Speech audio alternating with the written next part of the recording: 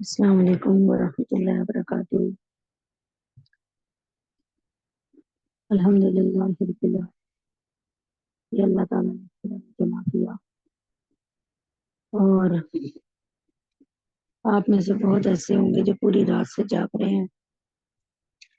اللہ تعالیٰ آپ سب کی عبادات قبول فرمائے، منظور فرمائے، اور اللہ تبارک تعالیٰ اپنی عبادات کو بڑھا چڑھا کر اس کا ثواب آپ کے نام اعمال میں لکھتے ہیں۔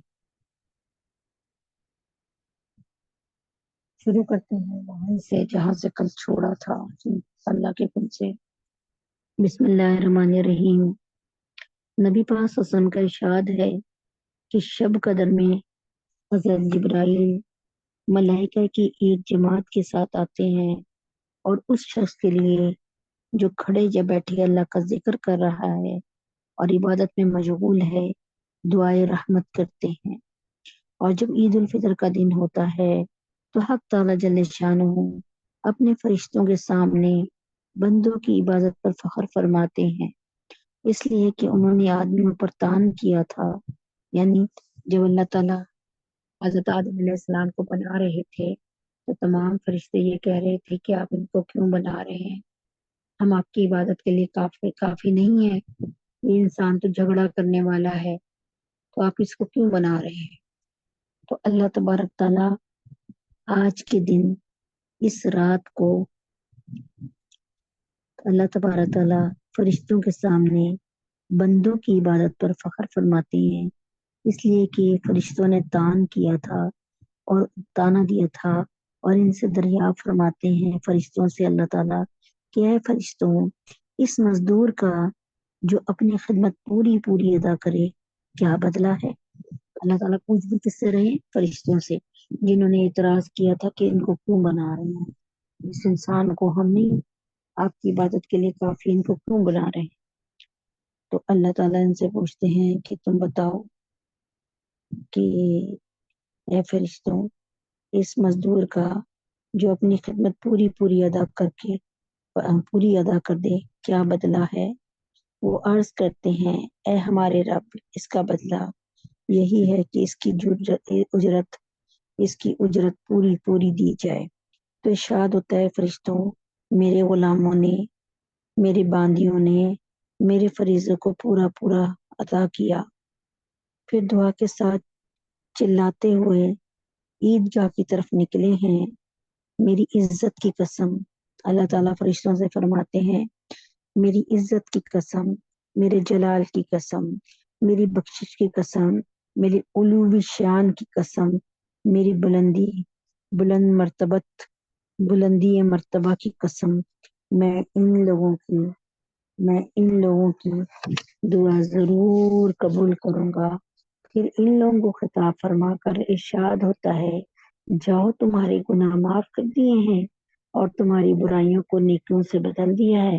بس یہ لوگ عیدگاہ سے ایسے حال میں لوٹتے ہیں کہ ان کے گناہ معاف ہو جاتے ہیں۔ اپنے مردوں کو یہ حدیث ضرور سنائیں۔ ان عائشہ قالت قال رسول اللہ صلی اللہ علیہ وسلم تحروا لیلۃ القدر فی الوتر من العشر الاواخر من رمضان۔ مشکات اور بخاری شریف کی حدیث ہے۔ اما عائشہ صدیقہ فرماتی ہیں کہ اور نبی اکرم صلی اللہ علیہ وسلم سے نقل فرماتی ہیں کہ لیلۃ القدر کو رمضان کے آخری عشرہ کی طاق راتوں میں تلاش کرو۔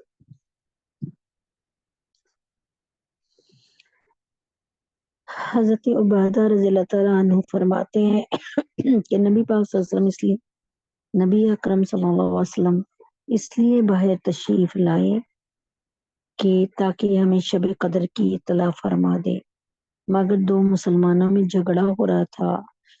حضرت صلی اللہ علیہ وسلم نے ارشاد فرمایا میں اس لیے آیا تھا کہ تمہیں شب قدر کی خبر دوں، مگر فلاں شخص میں جھگڑا ہو رہا تھا، جس کی وجہ سے یعنی اللہ تعالیٰ نے ان کو بلا دیا۔ تعین اٹھا لی گئی. یعنی حضرت محمد صلی اللہ علیہ وسلم کو اللہ تعالیٰ نے بتایا ہوگا کہ اس رات جو ہے شب قدر ہوگی، ایک رات کے متعلق بتایا تھا. حضرت محمد صلی اللہ علیہ وسلم بتانے کے لیے باہر آئے، وہاں پہ 2 شخصوں کا جھگڑا ہو رہا تھا، تو آپ کے ذہن سے وہ تاریخ یا وہ چیز نکل گئی کہ کس رات شب قدر ہوتی ہے. یعنی جھگڑا جو ہے وہ دین کو موڑ دیتا ہے، یعنی جھگڑا دین کو ختم کر دیتا ہے. یعنی ہمارے جھگڑے جو ہیں وہ بڑے نقصان دہ ہوتے ہیں. کیا بعید کہ یہ اٹھا لینا اللہ کے علم میں بہتر ہو. اللہ تعالیٰ فرما رہے ہیں، اللہ تعالیٰ کے نبی فرما رہے ہیں کہ اللہ تعالیٰ نے یہ چیز اٹھا لی، ایک دن کا بتایا نہیں ہے، کیا پتہ اس میں کوئی نہ کوئی بہتری ہو. لہٰذا اس رات کو نمی یعنی 29ویں میں، 27ویں میں اور 25ویں رات میں تلاش کرو. یہ بھی ایک حدیث ملتی ہے. ایک حدیث یہ بھی ہے کہ 21، 23، 25، 27، 29 میں تلاش کرو، یعنی طاق راتوں میں تلاش کرو، اور آخری عشرہ کی طاق راتوں میں تلاش کرو.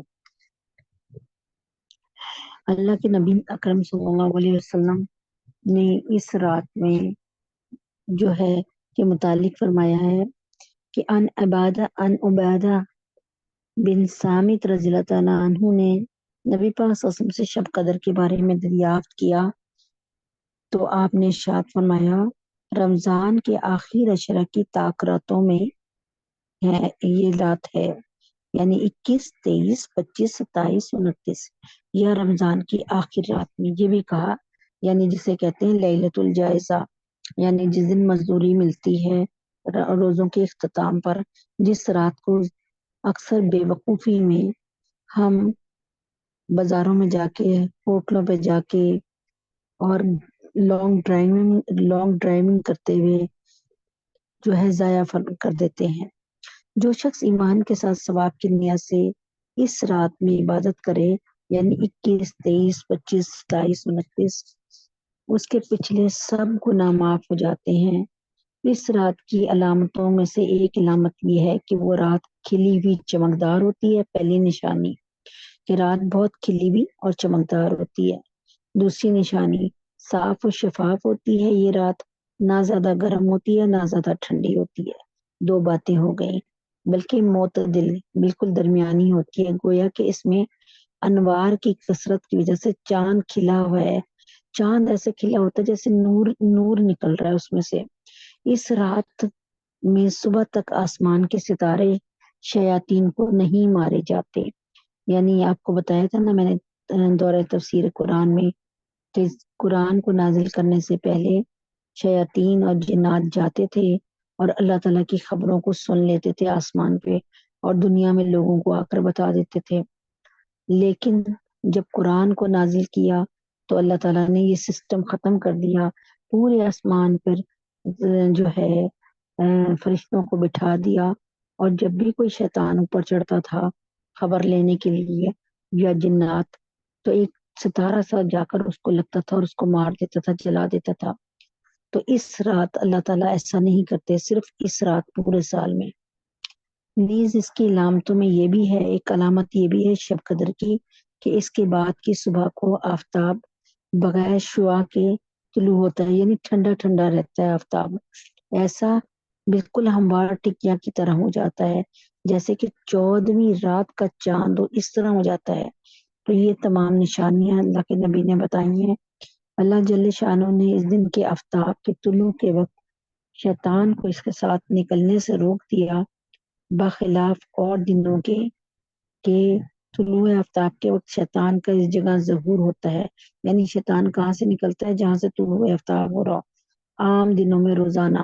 لیکن ایک سال میں ایک رات جو شب قدر کی ہوتی ہے اس میں شیطان جو ہے وہ اس رات اس صبح کو نہیں نکلتا.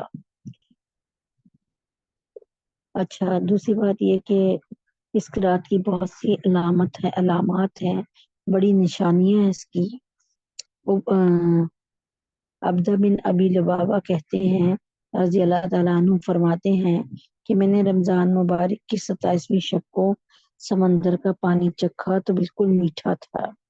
ایوب بن خالد رحمہ اللہ کہتے ہیں مجھے نہانے کی ضرورت ہو گئی میں نے سمندر کے پانی سے غسل کیا تو بالکل میٹھا تھا، اور یہ 23ویں شب کا قصہ ہے۔ تو شب قدر میں ہر چیز سجدہ کرتی ہے، حتیٰ کہ درخت زمین پہ گر جاتے ہیں اور پھر اپنی جگہ کھڑے ہو جاتے ہیں، مگر ایسی چیزوں کا تعلق جو ہے یہ ہر شخص کو محسوس نہیں ہوتا، بلکہ اللہ تبارک تعالیٰ نے اس کو ہم سے مخفی کر دیا ہے، چھپا دیا ہے۔ اما عائشہ نے حضرت محمد صلی اللہ علیہ وسلم سے پوچھا، یا رسول اللہ، اگر مجھے شب قدر پتہ چل جائے تو کیا دعا مانگوں؟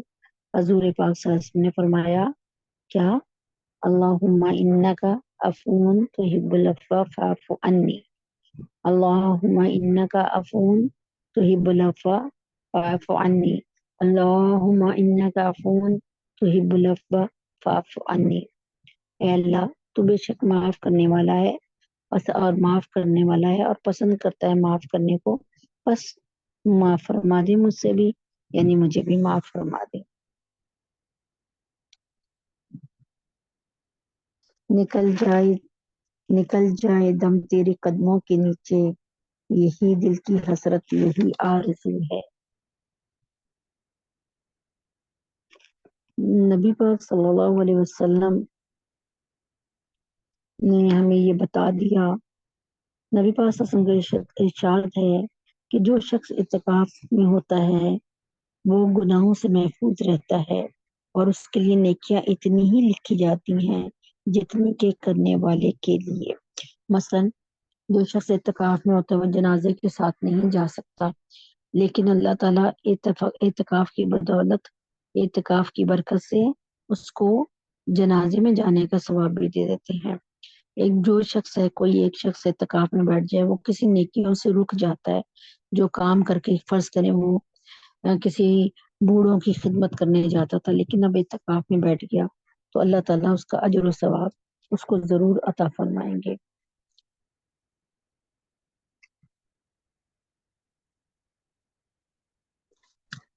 امید ہے کہ آپ کو سمجھ آ گئی ہوگی انشاءاللہ تعالیٰ۔ اللہ تعالیٰ ہمیں سب کو سمجھ کر اور اس پر عمل کرنے کی توفیق عطا فرما دے، آمین ثم آمین۔ اچھا، اب مسائل فطرانہ، صدقہ فطر۔ اللہ تعالیٰ نے رمضان شریف کے روزے رکھنے کی توفیق پر شکریہ کے طور پہ ایک صدقہ مقرر فرمایا ہے، جسے صدقہ فطر کہتے ہیں، یعنی رمضان کے آنے کی خوشی میں، رمضان کے روزے کے رکھنے کی خوشی میں، جو ہر صاحب نصاب مسلمان پہ واجب ہے۔ اب آپ نے دیکھنا یہ کہ آپ کیا صاحب نصاب ہیں۔ اگر آپ صاحب زکوٰۃ ہیں تو آپ صاحب نصاب بھی ہیں، یعنی صاحب نصاب ہوں گے تو صاحب زکوٰۃ ہوں گے نا، یعنی آپ کے پاس اتنا چاندی، سونا، مال تجارت یا مال تجارت، چاندی، سونا اور کیا کہتے ہیں یا مال یعنی پیسہ ہو کہ جس پر آپ کو زکوٰۃ آپ پر واجب ہو جائے۔ صدقہ فطر کے نصاب میں 5 چیزوں، لیکن صدقہ فطر کے حساب میں 5 چیزوں کا حساب لگایا جاتا ہے۔ سونا دیکھا جاتا ہے، چاندی دیکھی جاتی ہے، مال تجارت، نقدی اور ضرورت سے زائد سامان۔ ضرورت سے زائد سامان یعنی سونا چاندی چاہے استعمال میں ہو یا نہ ہو، زیور کی صورت میں ہو یا کسی صورت میں، ہر حال میں اس کو نصاب میں شمار کیا جائے گا۔ اگر ان کی قیمت 52.5 تولہ چاندی کی قیمت کے برابر یا زیادہ ہے تو یہ شخص صاحب نصاب ہے، اس پر صدقہ فطر واجب ہے۔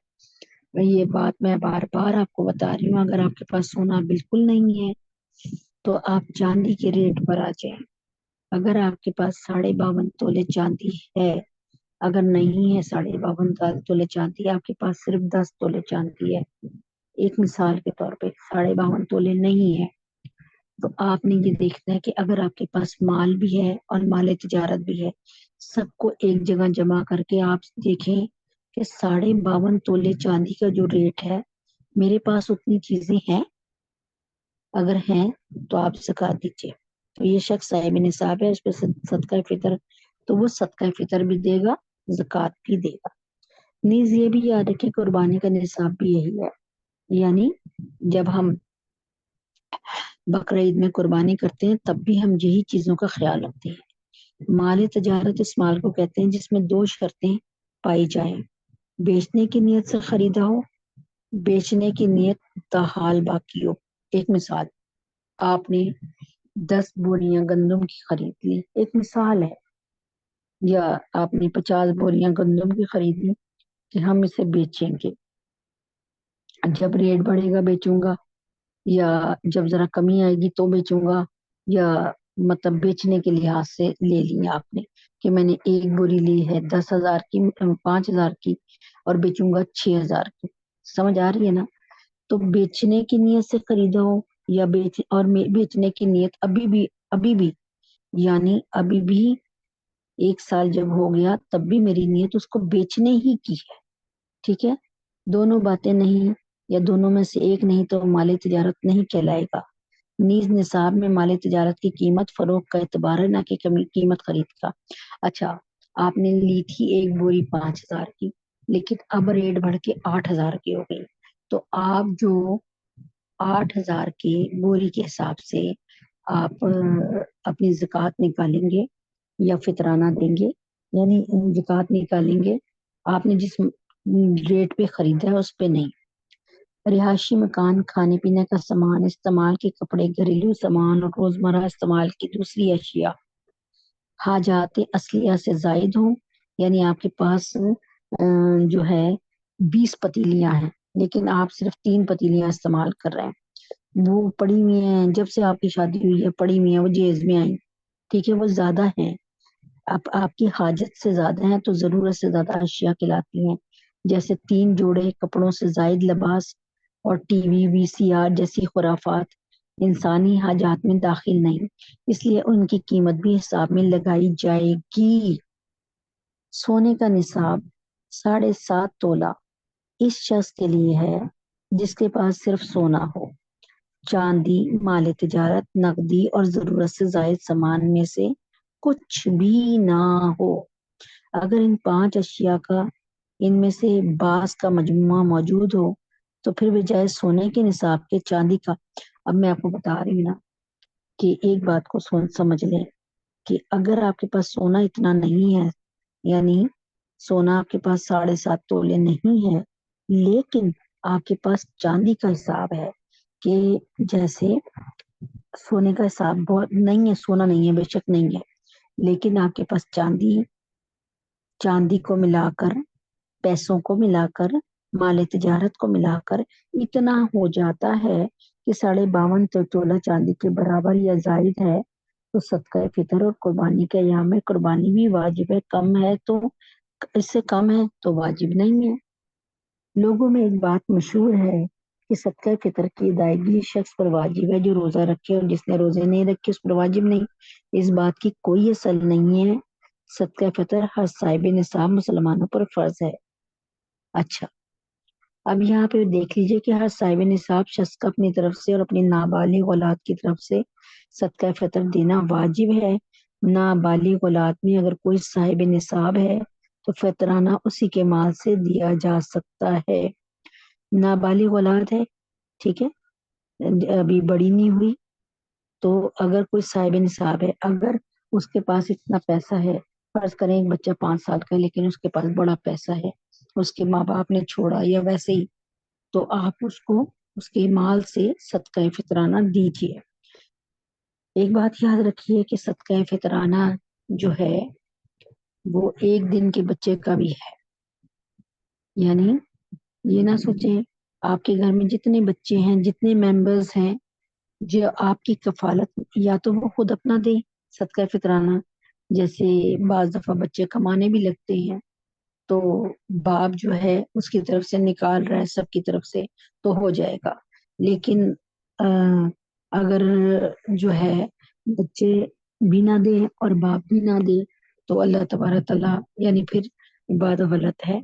अ, इस बात को गौर कर लीजिए कि सदका फितराना देना जो है वो जरूरी है, इसको इसको ना छोड़िए। और कितना है सदका फितराना ये भी देख लें। अगर तो आप नॉर्मल दर्जे के खाना पीना खाते हैं तो आप 1.25 किलो गंदम का रेट लेंगे, ठीक है। अगर आप बहुत अमीर हैं तो आप या तो 3.5 किलो खजूर का या 3.5 किलो किशमिश का रेट लेंगे। यानी मैं तो यूं समझती हूँ कि अगर आप मिडिल क्लास हैं तो आप आटा अगर मुझे नहीं पता अब कितना रेट है, अगर 100 रुपए किलो है तो आप 2 किलो 200 रुपए दें, बल्कि मैं तो कहती हूँ बढ़ा के 300 के हिसाब से 400 के हिसाब से दे दें कि किसी गरीब का भला हो, उसके काम आ जाए, ठीक है ना। लेकिन अगर आपने सिर्फ 1.25 किलो के रेट का दिया तो तब भी आपका फितराना अदा हो जाएगा। ये छोटे छोटे मसाइल हैं, लेकिन इस पर फिर बाद में बड़ा पछतावा होता है। गौर से सुन लिया करें, टाला ना करें। और मैं तो ये कहती हूँ कि हर शख्स वो जो बहुत ही गरीब है उनको छोड़ के फितराना खुद ब खुद ही निकाल दिया करे। इसमें हुज्जत यही सोचा जाया करें कि अल्लाह ताला का शुक्र है कि उसने हमें इस काबिल किया कि हमने रोजे रखे, अल्हम्दुलिल्लाह रब्बिल आलमीन। और अल्लाह ताला ने हमें इस रमजान को पाने की तौफीक अता फरमाई। तो खुदारा बात को समझ लें, जो कहना चाह रही हूँ उसको समझ लें। अच्छा, बात हो रही थी फलस्तीन के मुतालिक। तो मेरी प्यारी बहनों, हम जब जायजा लेते हैं कि इस वक्त किसके फलस्तीन पे कौन जुल्म कर रहा है, तो सामने ये बात आती है यहूदियों की। आप यकीन करें, कुरान में यहूदियों का इतना जिक्र है। मैंने आपको बताया था ना कि ये यहूदी कुरान में है। कुरान का तर्जुमा है कि ये यहूदी आप सल्लल्लाहु अलैहि वसल्लम को ऐसे पहचानते हैं जैसे वालिदैन अपने बच्चों को पहचानते हैं। कुरान के तर्जुमे में मैं बता रही हूँ आपको। तो ये यहूदी नबी पाक सल्लल्लाहु अलैहि वसल्लम की तमाम तकरीबन ना सुन्नतों को जानते हैं, लेकिन उसके खिलाफ, उसके एंटी। यानी जब नबी पाक सल्लल्लाहु अलैहि वसल्लम ने फरमाया ना कि बैठकर पियो, तो इन्होंने जान के अपनी तमाम इश्तिहारात, एडवर्टीजमेंट्स वगैरह ऐसी बनाई हैं जिसमें ये खड़े होकर पानी पीते हैं या मशरूब पीते हैं, ताकि नबी पाक सल्लल्लाहु अलैहि वसल्लम के तरीके से दूर कर दें। नबी पाक सल्लल्लाहु अलैहि वसल्लम ने फरमाया कि एक वक्त ऐसा आएगा कि मेरी उम्मत जो है वो यहूदियों की ऐसी इत्तबा करेगी, यहूदियों को ऐसा मानेगी, यहूदियों के नक्श कदम पे ऐसे चलेगी जैसे कि एक जोड़ा जूती के 2 पांव। आपका जो दाएं तरफ वाली जूती है उसमें अगर नीला पीला रंग लगा है तो बाएं तरफ वाली जूती में भी नीला पीला ही रंग होगा। जैसे दाएं होगी वैसे ही बाएं होगी। ह- इतनी मैचिंग होगी कि कहीं से भी कोई डिफरेंस नहीं होगा। तो अल्लाह ताला के नबी ने फरमाया कि एक वक्त ऐसा आएगा कि मेरी उम्मत के लोग यहूदियों की ऐसी पैरवी करेंगे जैसे एक जोड़ा जूती के 2 पांव। यानी बिल्कुल यहूदियों के रंग में ढल जाएंगे, पहचान ही नहीं होगी कि यहूदी कौन है और मुसलमान कौन है। खुदारा इस बात से समझें, ये बहुत फिक्र की बात है, इसको समझें। अब आप देखें, नबी अकरम सल्लल्लाहु अलैहि वसल्लम की सुन्नतों का मजाक उड़ाने के लिए उनकी एडवर्ट जितने भी इश्तिहारात है उनको देख लें, उनके जितने ड्रामे हैं उनको देख लें, आपको बस बात समझ बिल्कुल आ जाएगी। नबी पाक सल्लल्लाहु अलैहि वसल्लम फरमाते हैं कि बैठकर खाओ पियो, और वो हर इश्तिहार में दिखाते हैं कि खड़े होकर खा पी रहे हैं। आप देख लें, बॉलर ने बॉलर ने क्या किया, बॉल कराई और प्लेयर आउट हो गया। उसके बाद फौरन दिखाते हैं खुशी में मैच जीत गया, और आते साथ खड़े खड़े बोतल को पकड़ा, बोतल को खोला, बगैर देखे पिया। 3 सांसों की जगह एक ही सांस में पिया। अल्लाह के नबी फरमा रहे हैं बैठ के पियो, वो खड़े होकर पी रहे हैं। अल्लाह के नबी फरमा रहे हैं दाएं हाथ से पकड़ के पियो, वो बाएं हाथ से पकड़ के पी रहे हैं। अल्लाह के नबी फरमा रहे हैं बिस्मिल्लाह करके पियो, वो हुर्रे ऐसी आवाजें निकालते हुए पी रहे हैं। तो मेरी प्यारी बहनों, अल्लाह के नबी अकरम सल्लल्लाहु अलैहि वसल्लम के तरीके के ये दुश्मन हैं। ये अल्लाह के नबी अकरम, अल्लाह ताला के नबी अकरम सल्लल्लाहु अलैहि वसल्लम को ये کہیں بھی آپ نے وہ کام نہیں کیا جو یہودیوں کا کام، یہاں تک کہ جب آپ مدینہ طیبہ پہنچے اور یہودیوں سے ٹاکرا ہوا حضرت محمد صلی اللہ علیہ وسلم کا، تو آپ نے دیکھا کہ یہ 10 ذی الحجہ کو روزہ رکھتے ہیں. تو آپ نے پوچھا بھائی تم کیوں روزہ رکھتے ہو؟ فرمایا 10 ذی الحجہ، وہ 10 محرم کو،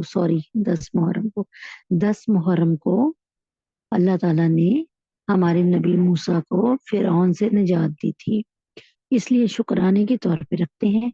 اللہ کے نبی اکرم صلی اللہ علیہ وسلم نے فرمایا موسیٰ تم سے زیادہ ہمارے بھائی ہیں، کیونکہ نبی آپس میں بھائی ہوتے ہیں نا. اگلے سال زندہ رہا تو انشاءاللہ 10ویں کے ساتھ یا تو 9ویں کو یا 10ویں کے ساتھ 11ویں کو ملا کر، 11ویں محرم کو ملا کر روزہ رکھوں گا.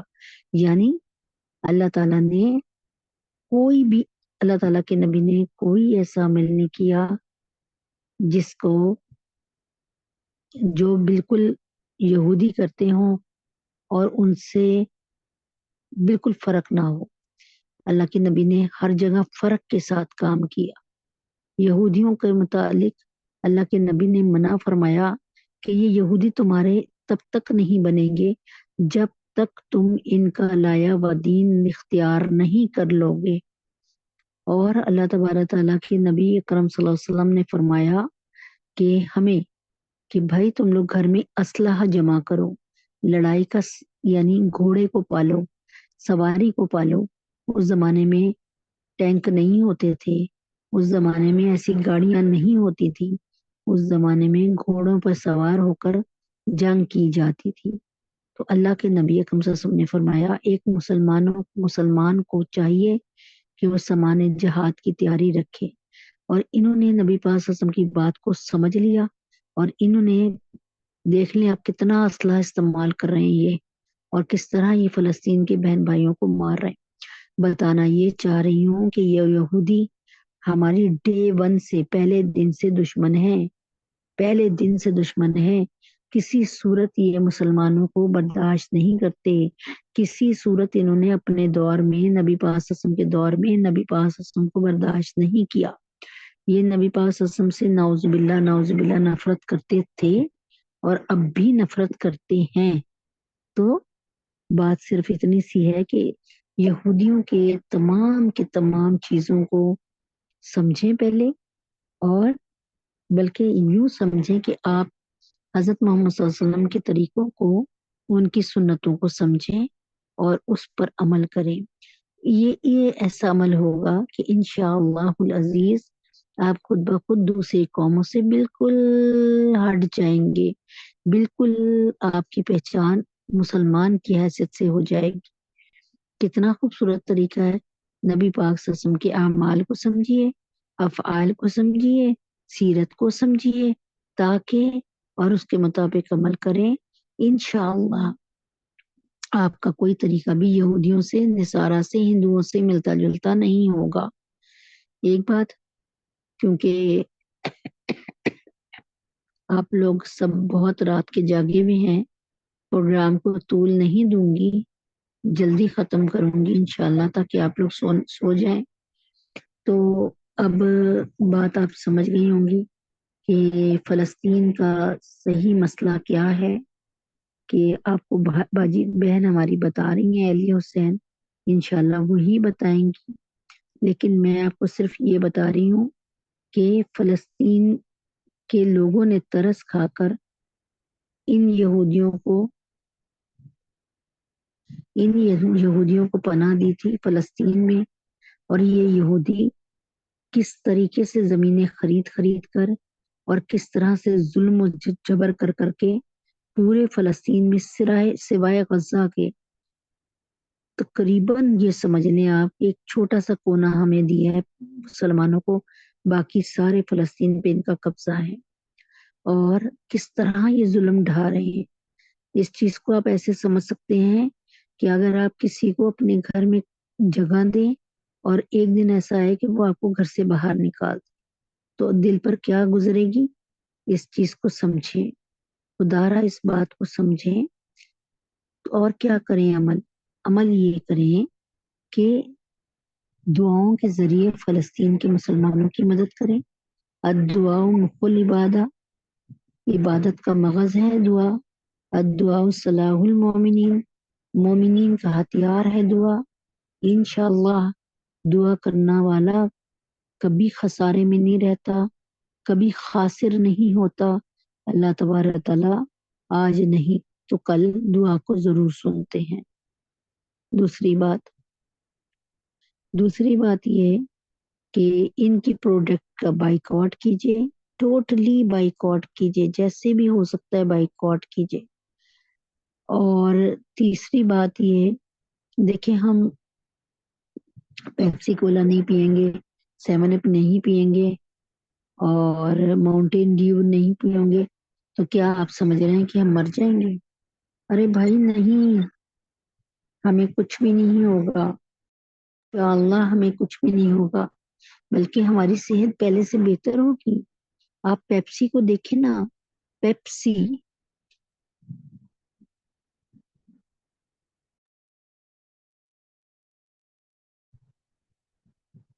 اچھا جی، میں نے آپ سے کیا کہا؟ آپ پیپسی کو دیکھیں. اچھا ایک سیکنڈ.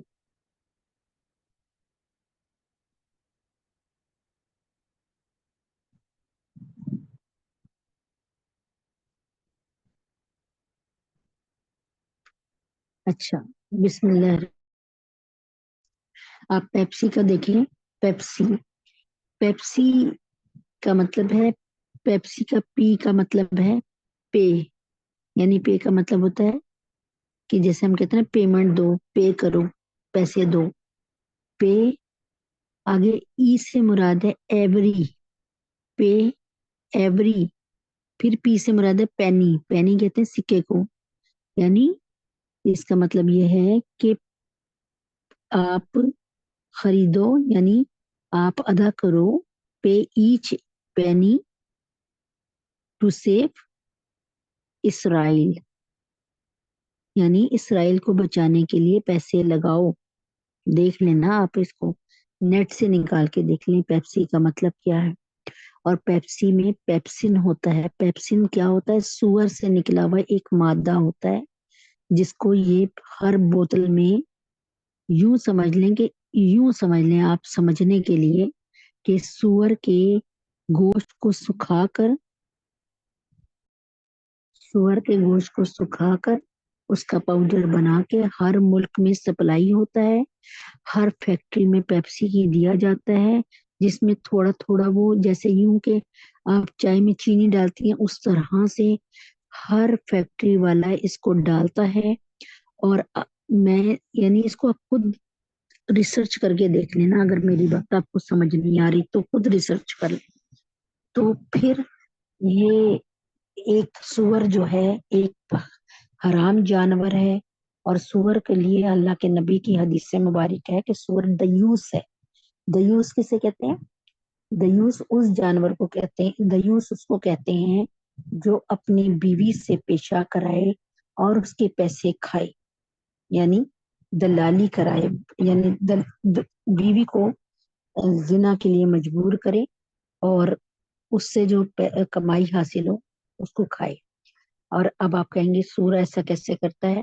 سور کو اللہ کے نبی نے جب دیوس کہا ہے تو اس میں ضرور کوئی بات ہوگی. کچھ باتیں ایسی ہیں جو انسان فون پہ نہیں سمجھا سکتا. ایک حیا کا بھی عنصر ہوتا ہے. تو اس کا مطلب یہ کہ اس سے ایوائڈ کریں. ایک تو آپ بے حیائی کے مادے سے بچیں گے، دوسرا آپ اللہ نے چاہ بارگاہ الہی میں قبول ہوں گے، تیسرا آپ فلسطین کی مدد کرنے والے بنیں گے. آپ کم سے کم اگر ان کی مدد نہیں اس طرح کر پا رہے پیسوں کے ذریعے تو کم سے کم ان کی پروڈکٹ کا بائیکاٹ کر کے. اور بائیکاٹ آپ کو پتا ہے، میں نے آپ کو بتایا تھا قرآن مجید میں کہ بائیکاٹ حضرت محمد صلی اللہ علیہ وسلم کے زمانے ہی سے ہو رہا ہے. نہیں یقین تو آپ شعیب ابی طالب کی گھاٹی کا واقعہ پڑھ لیں. جس میں کفار مکہ نے حضرت محمد صلی اللہ علیہ وسلم سے بائیکاٹ کیا تھا، یا پھر آپ قرآن مجید کا 11واں پارہ غالباً، ہاں اس میں پڑھ لیں، جب تین صحابہ سے بائیکاٹ کیا تھا، کعب بن مالک سے، ہلال بن امیہ سے، مرارہ بن ربی سے۔ کیوں؟ کیونکہ وہ غزوہ تبوک میں شامل نہیں ہوئے تھے۔ کیوں؟ اس لیے کہ وہ سمجھ رہے تھے کہ ابھی تو نبی پاک صلی اللہ علیہ وسلم گئے ہیں اور ہمارے تو حالات بہت اچھے ہیں، ہمارے پاس بہت پیسہ بھی ہے، اور ہمارے پاس سواری کے بہت تیز رفتار جانور بھی ہیں، اور ہم آج نہیں تو کل نکلیں گے اور نبی پاک صلی اللہ علیہ وسلم سے جا ملیں گے۔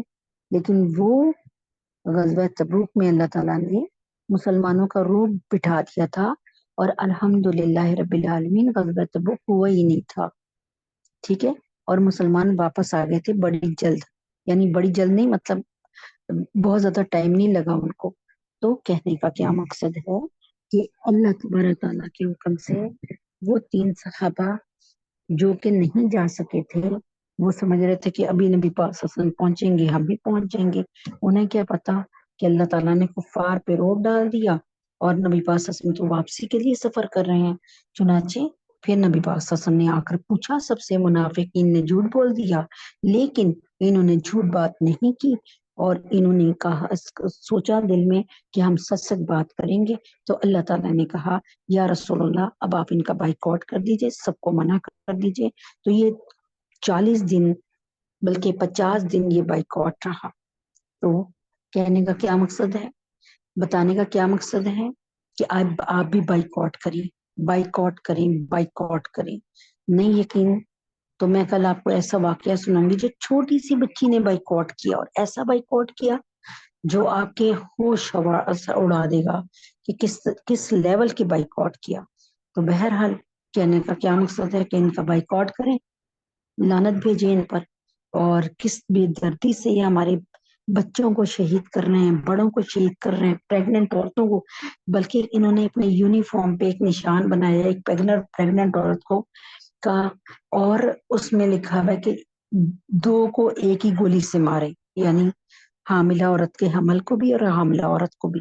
تو یہ بہت ہی ذلیل قوم ہے اور بہت ہی خبیث قوم ہے۔ اللہ تبارک تعالیٰ نے فرمایا ہے کہ یہ نا قرآن میں ان کی ایسی ایسی اللہ تعالیٰ نے وہ بتائی ہیں کہ یہ حرام کھانے والے ہیں، اور یہ دین میں غلو کرنے والے ہیں، دین میں تبدیلی کرنے والے ہیں۔ اللہ تبارک تعالیٰ نے کہیں بھی اچھے اس سے نام سے نہیں پکارا، اور اللہ نے منع کیا۔ اللہ تعالیٰ نے کہا، فرمایا لا تتخذوا اليہود والنصارى ولیا، کہ یہودیوں کو اور نصارہ کو اپنا دوست نہ بناؤ۔ ارے میرے پیارے بہنوں، اتنی کھول کھول کے واضح آیات آپ کو بتا رہی ہوں، اتنی کھول کھول کے واضح آیات آپ کو بتا رہی ہوں کہ اللہ تعالیٰ نے یہودیوں کو سب سے روز یہ بات بتا رہی ہوں کہ آپ اس بات کو سورہ فاتحہ کو روز پڑھتے ہیں کہ ہمیں ان لوگوں کے راستے پہ چلائیں جن پر انعام ہوا، اور ان لوگوں کے راستے پہ نہ چلائیے گا اے اللہ تعالیٰ، ان لوگوں کے راستے پہ نہ چلائیے گا جن پر تیرا غضب ہوا، یعنی مغضوب لوگ ہیں بھائی، غیر المغضوبی کون؟ یعنی یہودی، اور دوسرے کون؟ نہ گمراہوں کے راستے پہ، گمراہ کون ہے؟ راستے سے کون بھٹک گئے؟ وہ کون ہے؟ وہ عیسائی ہے۔ ارے آج قرآن جن کو کہہ رہا ہے کہ جو مغضوب ہیں، جن پہ اللہ کا غضب ہے، جو راستے سے بھٹکے ہوئے ہیں، ہم تو انہی کو رول ماڈل بنا رہے ہیں، ہم تو انہی کے نقش قدم پہ چل رہے ہیں، اور چل کر بھی بڑا فخر کر رہے ہیں، اور سمجھ رہے ہیں کہ ہم نے جنت کا سرٹیفکیٹ لے لیا۔ ارے کیا کیا ہو گیا؟ آپ نے جانا منزل ہے کراچی، اور آپ بڑی خوبصورت ریل گاڑی میں یا آپ بہت خوبصورت جہاز میں بیٹھے ہوئے ہیں، اور وہ جانا تھا مشرق کی سمت، اور وہ جا رہے ہیں، وہ جا رہا ہے جہاز مغرب کی سمت۔ تو کیا آپ اپنی منزل تک پہنچ سکیں گے؟ بتائیں، پہنچ سکیں گے؟ نہیں پہنچ سکیں گے، نہیں پہنچ سکیں گے، قیامت تک نہیں پہنچ سکتے منزل تک۔ یعنی خود نبی پاک صلی اللہ علیہ وسلم ایک دن ایک قبر کے تیاری کا حکم دے کے بیٹھے تھے कब्र तैयार हो रही थी। नबी पाक सल्लल्लाहु अलैहि वसल्लम ने सामने से एक टहनी पकड़ी, एक तिनका, मोटा सा तिनका पकड़ा और जमीन पर बैठे हुए थे। जमीन पर आपने एक लकीर खींची, लकीर को दोबारा खींचा, उसी लकीर पर दोबारा खींचा, यहाँ तक कि वो लकीर गहरी हो गई। और उसके बाद नबी पाक सल्लल्लाहु अलैहि वसल्लम ने उस लकीर के इर्द गिर्द जो है, जैसे हम शाखें नहीं बनाते दरख्त की, वैसे बना दी। साहबा ने पूछा, आपने कभी कोई काम बेहिकमत नहीं किया, बिला वजह नहीं किया, आपने ये क्या किया? फरमाया, ये जो एक रास्ता है ना, जो मैंने सीधा बनाया, जिसको मैंने बार बार गाढ़ा किया, यानी जमीन पर मैंने जो लकीर बनाई और बार बार इसको गाढ़ा किया, एक ही लकीर पर बार बार इस डंडी को चलाया, वो रास्ता है जन्नत की तरफ जाने का। और बाकी सारे रास्ते जन्नत से दूर जाने वाले हैं।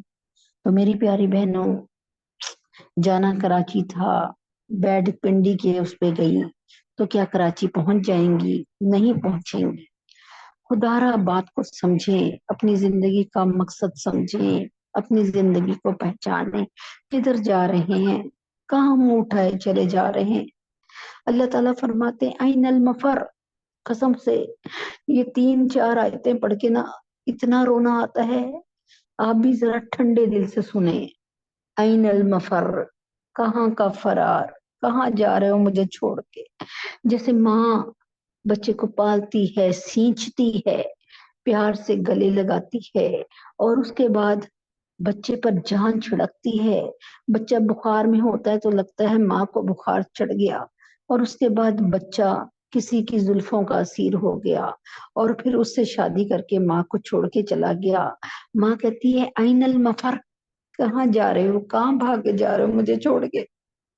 अल्लाह ताला कुरान में फरमाते, ऐनल मफर, कहाँ जा रहे हो, कहाँ फरार हो रहे हो? फाइना तज़हबून, कहाँ मुंह उठाए जा रहे हो? ऐसे जैसे माँ बोल रही है, फाइना तज़हबून, किधर जा रहा है पुत्र मैंने छड़ के? अल्लाह ताला कहते हैं, फाइना तज़हबून, कहाँ मुंह उठाए जा रहे हो? अल्लाह ताला फरमाते हैं, या अय्युहल इंसानु मा गर्रका बिरब्बिकल करीम, ए इंसान, किस चीज ने तुझे गाफिल कर दिया अपने रब से? किस चीज ने तुझे, कौन सी चीज में लग गया जो मुझसे खूबसूरत है, जो मुझसे हसीन है, जो मुझसे ज्यादा दिल फरेब है, जो मुझसे ज्यादा दिलकश है? बताओ। अल्लाह ताला फरमाते हैं, कौन सी चीज है जो मुझसे ज्यादा दिलकश है, हसीन है, जिसमें तू लग गया? आइनल मफर, कहाँ फरार हो गया? किस चीज में? माँ गर्रका बि रब्बिकल करीम, किस चीज में गर्क हो गया रब को छोड़ के? सोचे जरा। ये माँ के नाले हैं, ये माँ के रोने हैं, ये माँ की फरियाद है।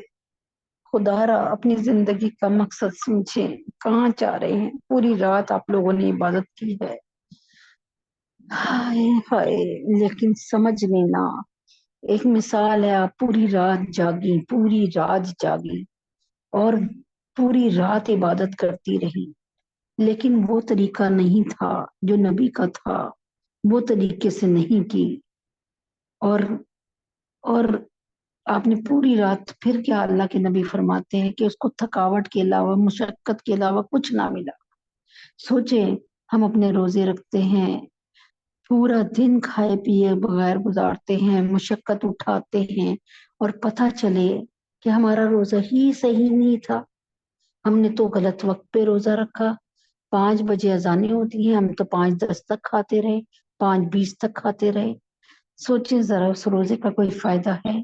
नहीं है।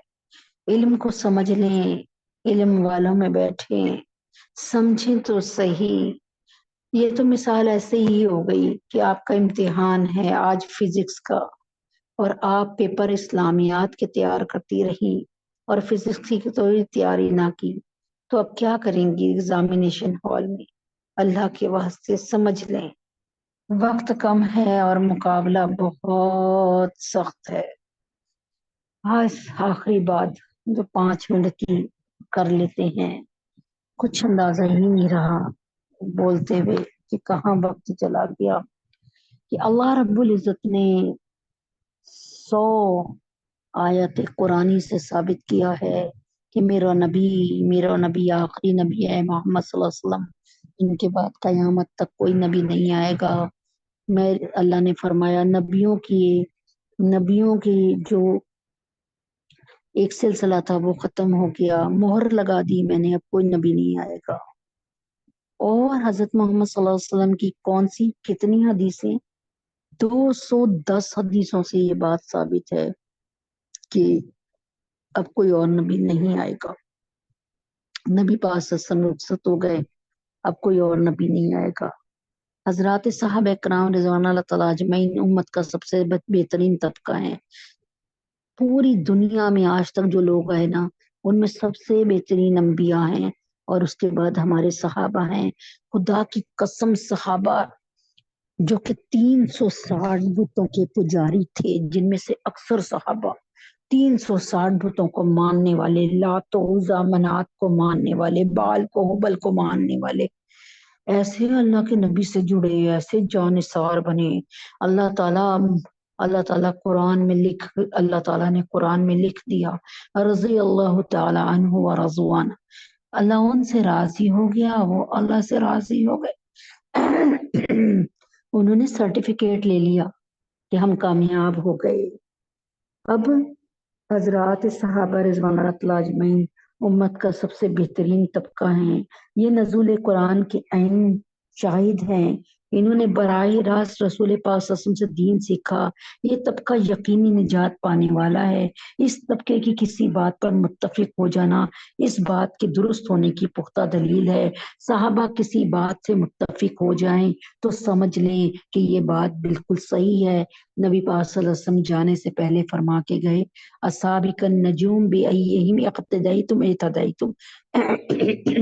मेरे सहाबा सितारों की मानंद हैं, जो इनके पीछे चलेगा वो हदायत पा जाएगा, वो जन्नती हो जाएगा। किसी अल्लाह के नबी ने ये नहीं कहा उमर के पीछे चलो, अबू बकर के पीछे चलो, उस्मान के पीछे चलो या अली के, नहीं। अल्लाह ने फरमाया, अल्लाह के नबी ने फरमाया, इन 1,24,000 साहबा में से जिसके पीछे भी जाओगे सबका रास्ता एक ही है, जन्नत। तो जन्नत में पहुंच जाओगे, चाहे किसी भी सहाबी के पीछे चलो, चाहे साद बिन नबी वकास के पीछे चलो, चाहे अबू दरदा के पीछे चलो, चाहे इब्ने अब्बास के पीछे चले, हम चलेंगे अल्लाह के हुक्म से, रास्ता वही होगा। आगे आखिरी बातें वो सुन लें। चुनाचे जब मुसलमा, अच्छा अब क्या हुआ कि इस मुकद्दस गिरोह यानी सहाबा का जो गिरोह है, इस बात पर इसका सबका जोड़ है, इजमा है कि आप सल्लल्लाहु के बाद नबूवत का दावा करने वाला काफिर और दायरा इस्लाम से खारिज है। यानी कोई इंसान, चाहे कोई दुनिया का इंसान, अगर ये कहे कि मैं नबी हूँ, हजरत मोहम्मद सल्लल्लाहु के बाद नबूवत मुझे मिल गई, और किसी बंदे ने, आप में से मेरे में से किसी ने बंदे ने कह दिया, अच्छा तुम्हें नबूवत मिली है, अच्छा तुम साबित तो करो, तो दायरे इस्लाम से खारिज हो जाएंगे, कुफर की हदूद में चले जाएंगे। पूछना भी नहीं है कि साबित करो, ओ लईन, हम तुझे मानते नहीं हैं। हम ये बात मानते हैं कि हमारे नबी आखिरी ज़मां थे और अब कयामत तक कोई नबी नहीं आएगा। चुनाचे जब मुसैलमा कज़्ज़ाब ने आप सल्लल्लाहु अलैहि वसल्लम की हयात तैयबा के आखिरी दौर में दावा नबूवत किया, तो जमूर सहाबा रिज़वान अल्लाह तआला अजमईन ने उसे महज दावा नबूवत की वजह से और उसकी जमात को इस बदबख्त के दावा नबूवत में तस्दीक करने की वजह से काफिर समझते हुए इनसे आम कुफार की निस्बत ज्यादा सख्त मामला किया। अल्लाह की कसम, अल्लाह ताला की कसम, नबी पाक सल्लल्लाहु अलैहि वसल्लम की जिंदगी में जितने भी गज़वात हुए या सराया हुए, सराया वो जिसमें आप जनाब सल्लल्लाहु अलैहि वसल्लम नहीं शरीक हुए, बल्कि लश्कर तैयार करके भेजा। इनकी तादाद 83 थी। 27 या 29 गज़वात नबी पाक सल्लल्लाहु अलैहि वसल्लम ने बानफ़्से नफीस अपनी जात के साथ लड़े और बाकी लश्कर तैयार करके भेजे। खुदा जानता है इनका सबका मकसद एक था, कलीमतुल्लाह को बुलंद करना, अल्लाह के कलमे को बुलंद करना, कुफर को मिटाना, बस। और इनमें مسلمان کتنے؟ صرف 259، 259، صرف 259 مسلمان شہید ہوئے 83 جنگوں میں، 259 صرف، اور 759 صرف کافر۔ لیکن جو مسلمہ کذاب کے ساتھ جنگ تھی نا، حضرت محمد صلی اللہ علیہ وسلم کی دنیا سے تشریف لے جانے کے بعد صحابہ چین سے نہیں بیٹھے، صحابہ نے تیاری کی مسلمہ کذاب سے لڑنے کی۔ اس ایک جنگ میں 1200 مسلمان شہید ہوئے، جن میں سے 700 حفاظ کرام اور فقہ کا علم جاننے والے عالم تھے، اور ابھی قرآن شریف کو کسی کتاب کی شکل میں پرنٹ نہیں نکالا گیا تھا، صرف اور صرف صحابہ کے سینوں میں محفوظ تھا قرآن۔ صحابہ بڑے قیمتی تھے کیونکہ قرآن ان کے سینوں میں تھا، اور اتنی بڑی تعداد مر جانا، یعنی دنیا سے تشریف لے جانا، شہید ہو جانا، اسلام کا بہت بڑا نقصان تھا۔ اس کے بعد ہی یہ بات ہوئی کہ قرآن کو جو ہے ایک مربوط کتاب کی شکل میں لے آؤ۔ آج یمامہ کے میدان میں وہ 1200 صحابہ لیٹے ہوئے ہیں، اور ان کی قبریں مجھ سے اور آپ سے مخاطب ہو کے کہہ رہی ہیں، سن لیں، پھر سن لیں وہ کیا کہہ رہی ہیں۔ شہید تم سے یہ کہہ رہے ہیں، شہید تم سے یہ کہہ رہے ہیں، لہو ہمارا بھلا نہ دینا، قسم ہے تم کو اے سرفروشوں، عدو ہمارا بھلا نہ دینا، قسم ہے تم کو اے سرفروشوں، عدو ہمارا بھلا نہ دینا، وہ دین کا دشمن ہمارا دشمن، وہ عزتوں کا لٹیرا دشمن، وہ دین کا دشمن ہمارا دشمن، وہ عزتوں کا لٹیرا دشمن، لہو میں بھیگے دریدہ آنچل، لہو میں بھیگے دریدہ آنچل، قسم ہے تم کو بھلا نہ دینا۔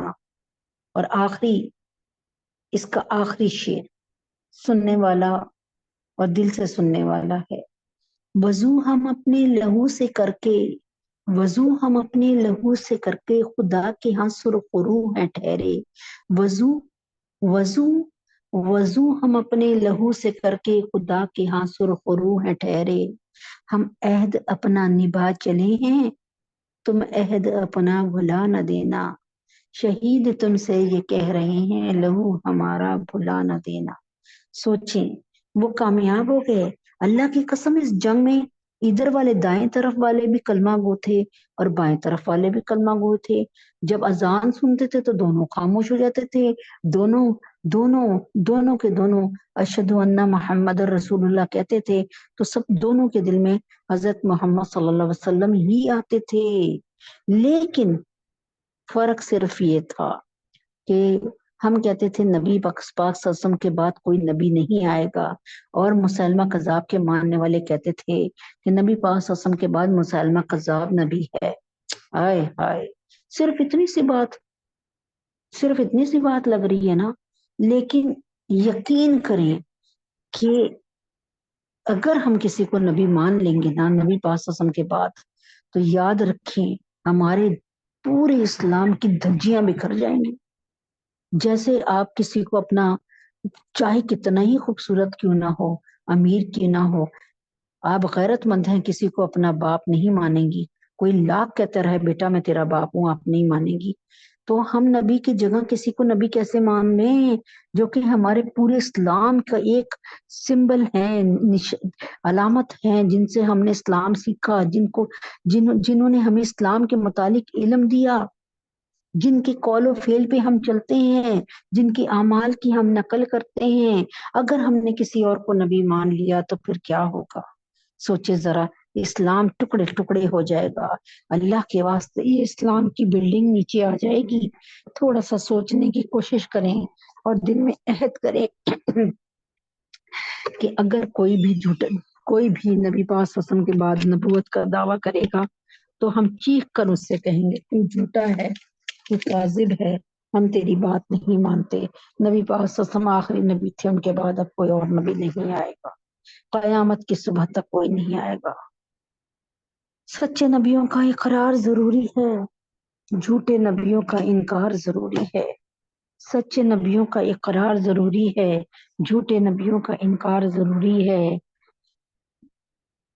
ختم نبوت کی نگری میں چور گھسے، نگری والے ہوں ہوشیار ضروری ہے۔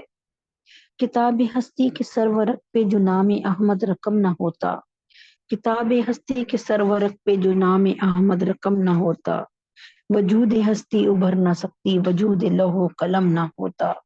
خدا را بات کو سمجھ لے۔ اللہم صلی علی محمد وعلی آل محمد کما صلیت علی ابراہیم وعلی آل ابراہیم انک حمید مجید۔ اللہم بارک علی محمد وعلی آل محمد کما بارکت علی ابراہیم وعلی آل ابراہیم انک حمید مجید۔ ربنا آتنا ربنا آتنا فی الدنیا حسنۃ وفی الآخرۃ حسنۃ وقنا عذاب النار۔ اے اللہ مجھے، میری نسلوں کو، آپ کی نسلوں کو، اے اللہ پاک ہم سب کی نسلوں کو قیامت کی صبح تک یا اللہ پاک دنیا اور آخرت کی بھلائیاں عطا فرمائیے اور آگ کے عذاب سے بچائیے یا اللہ پاک، آگ کے عذاب سے بچائیے یا اللہ پاک، آگ کے عذاب سے بچائیے۔ ربنا لا تزغ قلوبنا بعد إذ هديتنا وهب لنا من لدنك رحمة إنك أنت الوهاب۔ اے اللہ پاک، اے اللہ پاک، اسلام کی نعمت دینے کے بعد، اے اللہ پاک اسلام کی نعمت دینے کے بعد دار کفر میں نہ کھینچیے گا۔ اے اللہ پاک ہمارے ایمان کی، ہمارے اسلام کی، ہمارے سینوں میں، ہمارے بدنوں پہ، اللہ پاک ہمارے اسلام کو ہمارے سینوں میں، ہمارے بدنوں میں، ہمارے قلوب میں اللہ رچا بسا دے۔ اللہ پاک ہم اپنے اسلام سے کبھی بھی نہ پھریں۔ اے اللہ پاک ہم کبھی بھی اسلام کے رستے کو نہ چھوڑیں، یہاں تک کہ حتی زرتم المقابر، یہاں تک کہ ہم اپنی اپنی قبروں میں جا بسیں۔ اے اللہ ہم سب کے گناہوں کو معاف فرمائیے، ہم سب کی خطاؤں کو درگزر فرمائیے۔ رب ارحمہما کما ربیانی صغیرا۔ اے اللہ پاک نبی پاک صلی اللہ علیہ وسلم کے طفیل میں، یا اللہ پاک جی، نبی پاک صلی اللہ علیہ وسلم کے طفیل میں ہمارے ہمارے ہمارے والدین پہ رحم فرمائیے۔ اے اللہ پاک جس طرح بچپن میں انہوں نے ہم سے شفقت کا سلوک کیا، اپنی زندگی میں ہم سے شفقت کا سلوک کیا، اے اللہ پاک جن کے ماں باپ زندہ ہیں ان کو اپنی جناب سے صحت ایمان کے ساتھ صحت کاملہ عاجلہ مستمرہ عطا فرما، اور جن کے والدین دنیا سے جا چکے ہیں ان کی مغفرت کا فیصلہ فرما۔ یا اللہ پاک میرے والدین منصور احمد صدیقی، میمونہ اختر قاضی ضیاء اللہ صاحب اشریف، عزیزہ خاتون، اللہ پاک ان کو، جاوید بھائی، فہمیدہ بھابھی کو، میرے دیور دیورانی کو، آپ سب کے جتنے مرحومین ہیں ان سب کو بھی اللہ تعالیٰ بخش دے، ان کی مغفرت نامہ جاری فرما دے۔ یا اللہ پاک ڈاکٹر انم، عائشہ، سونیا، ختیجہ، سمیرہ، فیصل، ماریہ، انس، فاخرہ، بابر، سنبل، علی عمران، مہرالنساء، مریم، ثانیہ، یا اللہ پاک جی ان کو نیک نرینہ اولاد انتہائی آسانی سے عطا فرما دے۔ یا اللہ جی فریال اور عائشہ اور سحر ان کی پریشانیوں کو دور فرما کر ان کے لیے اپنی خوشیوں کا سامان فرما دیجئے۔ یا اللہ پاک جو بچیاں بچے جوان ہیں اور انہی کا کے قابل ہو چکے ہیں ان کے لیے نیک زوج کا فیصلہ فرمائیے۔ یا اللہ افسا، فاطمہ، جویریہ، سدرہ، سبحانہ، افسا، سجاد، زینب، منتہا، بینی، شریفہ، بنات سرور، فخر، عبد المتین، سعدیہ، نظام، سدرہ کے گھر میں جتنی بچیاں سدرہ سمیت آمنہ کے لیے بہترین بہترین در، بہترین زوج کا انتظام فرمائیے۔ یا اللہ پاک جی فریال، عائشہ، سحر کے لیے بہت اچھا فیصلہ فرما دیجئے۔ یا اللہ پاک تمام علماء اسلام کو، تمام علماء دین کو، تمام علماء ہند کو، تمام علماء پاکستان کو اپنی حفاظت میں رکھیے اور صحت کاملہ عاجلہ مستمرہ عطا فرمائیے۔ مفتی حسن صاحب، مفتی تقی عثمانی صاحب، مولانا فضل الرحمان صاحب، فضل الرحیم صاحب، پیر ذوالفقار نقشبندی صاحب، یا اللہ پاک ہمارے حضرت جی اس وقت ICU میں، CCU میں ہے، اللہ ان کو صحت کاملہ عاجلہ مستمرہ عطا فرمائے، ان سب کو صحت کاملہ عاجلہ مستمرہ عطا فرما دیجئے۔ یا اللہ ندیم بھائی کو، مہر کو، نازیہ، اندلیب کو، اہلیہ حسین کو، یا اللہ پاک عشاء، معظم، راجدہ، شمیم، عادل، نرگس، باجی، شیزہ، نعیم، انشرا، اویس، عثمان، عزیز، مختار عالم صاحب، اللہ پاک عشاء، اس کی بیماری کو دور فرما دیجیے، ان کو صحت کاملہ عاجلہ مستمرہ عطا فرمائیے یا اللہ پاک جی۔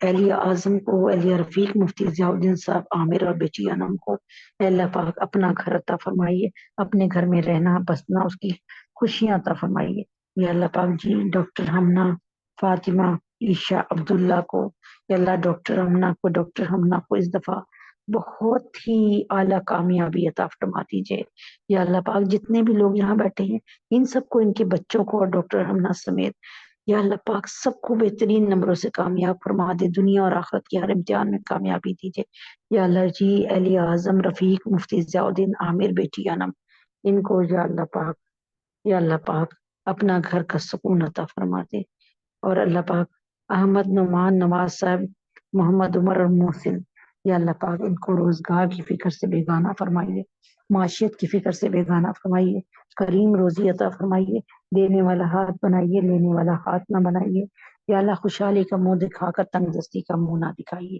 یا اللہ پاک یا اللہ پاک یا اللہ پاک۔ اپنے حبیب کے طفیل میں موت سے پہلے موت کی تیاری کرنے کی توفیق عطا فرمائیے یا اللہ پاک۔ آپ اپنے سے راضی ہو جائیے، ہم سب کی رات کی عبادت کو قبول فرمائیے یا اللہ پاک۔ آج بہت بڑی بڑی ہستیوں کا خیال تھا کہ آج شب قدر تھی، اے اللہ پاک جو عبادت کی اس کو قبول اور منظور فرمائیے یا اللہ پاک۔ یہ اب 2 دن کی محفل اور رہ گئی ہے، اللہ اس میں آسانی فرمائیے۔ جو یہ سب جاگ کر ہمارے ساتھ جاگ رہے ہیں، ہاتھ پھیلائے ہیں، ان کے دلوں کی تمام آرزوؤں کو اپنی بارگاہ الہی میں قبول اور منظور فرمائیے، ہم سب پہ رحم فرمائیے۔ پاکستان کو اسلام کا قلعہ بنا دیجیے، پاکستان کو کلمہ لا الہ الا اللہ محمد رسول اللہ کا ایک تصویر بنا دیجیے اے اللہ پاک۔ پاکستان کو چار چپیرے حفاظت فرمائیے، دشمنان اسلام، دشمنان پاکستان یا اللہ پاک اپنے حبیب پاک صلی اللہ علیہ وسلم کے طفیل میں ان سب کو غارت فرمائیے اور یا اللہ پاک غداران پاکستان کو چن چن کر جہنم واصل فرمائیے یا اللہ پاک۔ فلسطین کے مسلمانوں کی حفاظت فرمائیے، فلسطین کے مسلمانوں پہ رحم فرمائیے، فلسطین کے مسلمانوں کی قیام توام سحری افطاری اور اللہ تعالیٰ بے خوف نیند اور ان کی بہترین پناہ گاہوں کا انتظام فرمائیے یا اللہ۔ فلسطین کو آزاد فرمائیے، مسجد اقصی کو آزاد فرمائیے، مسجد اقصی میں پرسکون بے خوف نماز پڑھنے کی توفیق عطا فرمائیے یا اللہ پاک۔ نیتن یاہو کو، اس کے تمام معاونین کو، اس کے لشکروں کو، اس کی فوج کو، اس کی کرنسی کو، اس کی معیشت کو غارت فرمائیے یا اللہ پاک۔ ایسا غارت فرمائیے کہ پھر کبھی کوئی دشمن مسلمانوں کی طرف آنکھ اٹھا کے نہ دیکھ سکے، ہم سب پہ رحم فرمائیے یا اللہ پاک۔ اس رمضان کو ہمارے لیے مغفرت کا باعث بنا دیجیے اللہ پاک۔ پتہ نہیں اگلا رمضان نصیب ہوتا ہے کہ نہیں، اللہ پاک اسی رمضان میں ایسی خدمت لے لیجیے اور ایسی عبادتیں کروا دیجیے کہ اللہ تبارک تعالیٰ ہمارے لیے جنت کا فیصلہ ہو جائے۔ وصلی اللہ تعالی علی خیر خلقہ محمد وعلی آلہ وصحبہ اجمعین برحمتک یا ارحم الراحمین۔ ہمارے تینوں حرم کی حفاظت فرمائیے یا اللہ۔ وصلی اللہ تعالی علی خیر خلقہ محمد وعلی آلہ وصحبہ اجمعین برحمتک یا ارحم الراحمین۔ سبحان ربک رب العزۃ عما یصفون وسلام علی المرسلین والحمد للہ رب العالمین۔ السلام علیکم ورحمۃ اللہ وبرکاتہ۔